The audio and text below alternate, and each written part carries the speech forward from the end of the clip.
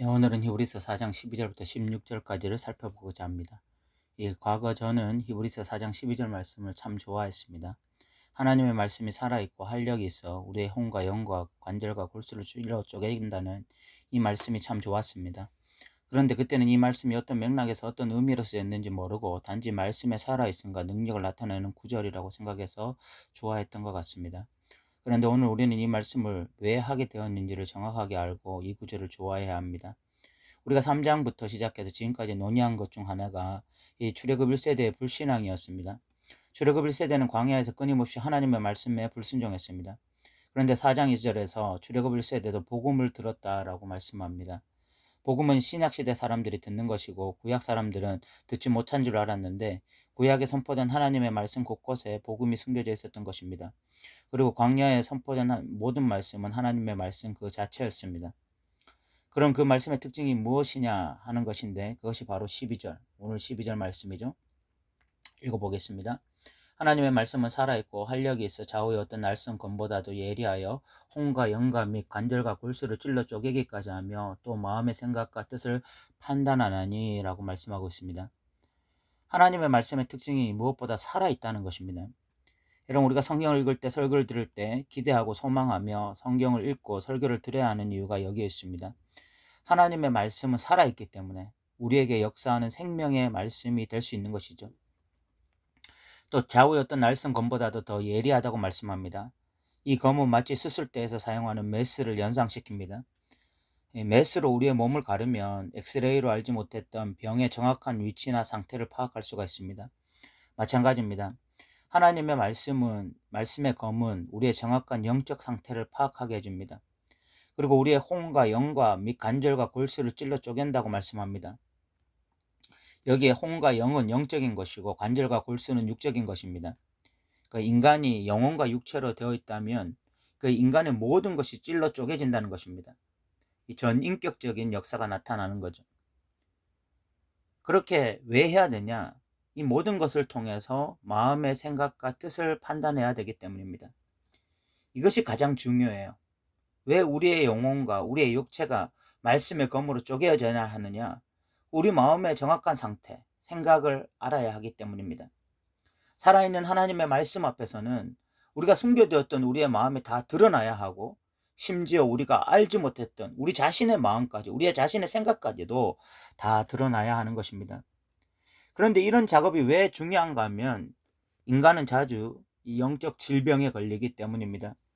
출애굽 1세대는 불순종이라는 영적 암세포가 자신들의 영혼과 육체를 잠식해 가고 있었는데 제대로 파악하지 못했습니다.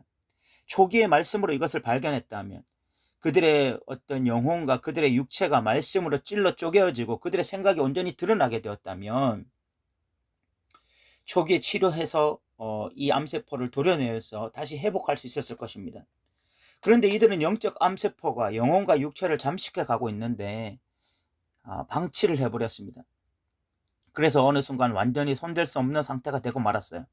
그들의 마음은 완전히 완고해졌고 그들의 신앙 양식은 죽어버렸습니다. 그런데 문제가 무엇이냐면 인간은 모두 다 하나님 앞에 결산할 때가 있다는 거예요. 그것이 13절입니다. 읽어보겠습니다.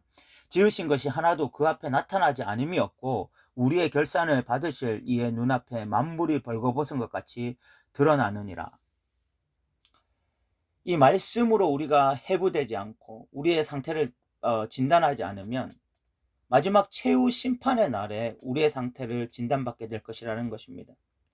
우리에게는 결산하는 날이 있어요. 결산하는 날에는 우리의 모든 상태가 완전히 드러나는 것입니다. 그런데 영적 암세포가 온몸에 전이 된 상태에서 이 예수님을 만나면 그 사람은 심판을 받아야 하는 것이죠. 히브리 기자는 그 결산의 날 전에 말씀으로 대수술을 받자는 것입니다. 출애굽 1세대들처럼 불순종하지 말고 말씀으로 우리의 생각, 우리의 마음이 무엇인지 정확하게 진단을 내리고 질병에 걸려 있으면 말씀의 검으로 도려내자는 것입니다. 그리고 다시 순종의 자리로 가자는 것이죠. 육신의 암세포를 환자 본인 스스로 알 수 없잖아요.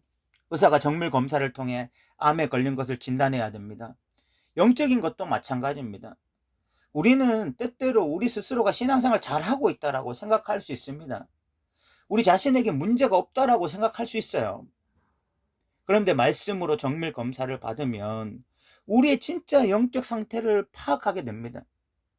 그리고 우리가 질병에 걸려 있는지 아닌지도 파악하게 돼요. 이것이 왜 중요하냐? 우리가 이런 어떤 건강검진을 통해서, 우리의 건강검진을 통해서 우리의 건강이 늘 유지되듯이 이런 말씀으로 우리를 진단함으로써 결국은 결산할 날에 참된 구원을 받기 위해서 우리는 날마다 이런 일들을 해 나가야 되는 것이죠. 14절부터 16절까지는 우리가 결산할 때까지 믿음의 길을 걸어야 하는데 우리의 힘으로 불가능하고 이 대제사장 되신 예수님을 의지하라는 말씀입니다. 14절을 읽어보겠습니다. 그러므로 우리에게 큰 대제사장이 계시니 승천하시니 곧 하나님의 아들 예수시라. 우리가 믿는 도리를 굳게 잡을지어다 라고 말씀하고 있습니다. 우리에게 큰 대제사장이 계신다고 말씀하면서 그분이 하늘로 승천하신 분이라고 말합니다. 히브리서에서는 예수님의 승천을 강조합니다. 그 이유가 있는데, 원래 대제사장은 1년에 단 한 번 대속죄일에 지성소에 들어가 백성들의 죄를 사하기 위해서 하나님 앞에 제사를 드렸습니다. 그런데 큰 대제사장 되신 예수님은 이 땅의 지성소가 아니라 하늘 지성소, 하나님이 계신 그 지성소로 들어가신 것입니다. 그것을 승천이라고 말하고 있는 거예요. 이 땅의 지성소가 불완전한 장소였다면 하늘 지성소는 가장 완전한 장소입니다. 예수님은 그 하늘 지성소, 하나님이 계신 그곳에 가서 하나님과 단판을 짓고, 그래서 결국은 우리를 살리신 거죠. 그 예수님을 바라보면서 믿는 도리를 굳게 잡으라고 말씀하고 있습니다. 그러면서 예수님이 얼마나 귀한 대제사장인지 15절에 설명합니다. 15절을 읽어보겠습니다. 우리에게 있는 대제사장은 우리의 연약함을 동정하지 못하실 리가 아니요 모든 일에 우리와 똑같이 시험을 받으시니로되 죄는 없으시니라. 그분은 우리의 연약함을 동정하지 못하는 분이 아니라고 말씀합니다. 이것이 너무 중요해요. 우리 중 누가 불신앙으로 살고 싶겠습니까? 우리 중 누가 하나님을 믿음에도 불구하고 출애굽 1세대들처럼 늘 원망과 불평으로 살고 싶겠어요? 우리가 신앙이 있다면 결코 그런 삶을 꿈꾸고 그런 삶을 추구할 사람은 단 한 사람도 없을 거예요. 그런데 문제가 뭐냐면 우리는 불순종하고자 하는 DNA를 타고났다는 것입니다. 그걸 신학적으로 원죄라고 하잖아요. 우리는 가만히 놔두면 죄 지을 생각을 하고 조금만 힘들고 어려우면 주저앉을 생각부터 합니다. 우리는 성경의 진리보다는 세상 소리가 더 매력적으로 느껴지는 자들입니다. 그런데 그런 우리의 연약함을 예수님이 그냥 무시하시고 믿음으로 살라고 윽박지르지 않는다는 것입니다. 오히려 그분은 우리를 동정하신다는 거예요. 동정하신다는 것은 우리의 연약함을 깊이 공감하신다는 것입니다. 우리를 이해하신다는 거예요. 그렇게 이해하시는 분이지만 우리와는 질적으로 다른 분입니다. 그분은 우리와 똑같이 시험을 받았을 때 죄는 없으십니다. 그분이 우리와 똑같이 시험을 받았을 때 죄는 없다는 말씀은 그분은 능력자라는 것입니다. 승리자라는 거예요. 우리는 실패자입니다. 우리는 넘어집니다. 그러나 예수님은 승리자입니다. 그래서 우리는 대제사장이신 예수님께 나아가야 돼요. 그래서 16절에 이렇게 말씀합니다. 그러므로 우리는 긍휼하심을 받고 때를 따라 돕는 은혜를 얻기 위하여 은혜의 보좌 앞에 담대히 나아갈 것이니라. 우리는 우리의 힘으로 승리할 수 있는 존재들이 못 되죠. 우리는 신앙적 결단을 해도 금방 무너지고 순종의 삶을 살려고 해도 불신종을 훨씬 잘합니다.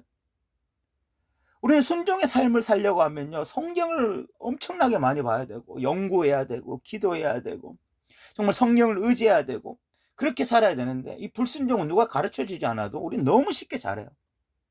우리는 기도하는 것보다는 불평하는 것이 익숙하고요, 진리를 따르기보다는 사람들 소리에 민감한 자들이에요.